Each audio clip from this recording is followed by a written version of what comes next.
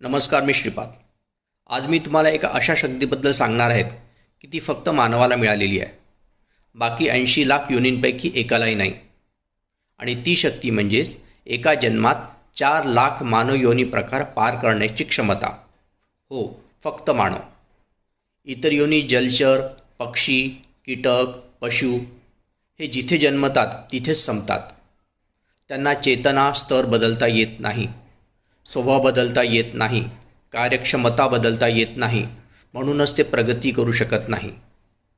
उदाहरणार्थ कीटक त्या जन्मात कीटकच राहतो. एक मासा त्या जन्मात मासाच राहतो. पण मानवाकडे 3 अद्भुत शक्ती आहेत. पहिली, चेतना वाढवण्याची क्षमता. दुसरा, स्वभाव बदलण्याची क्षमता. तिसरं, कर्म बदलून भविष्य बदलण्याची क्षमता. ही शक्ती इतकी मोठी आहे की एक माणूस एका जीवनात खालच्या तामसिक स्तरापासून ते उच्चतम समाधी स्तरापर्यंत जाऊ शकतो.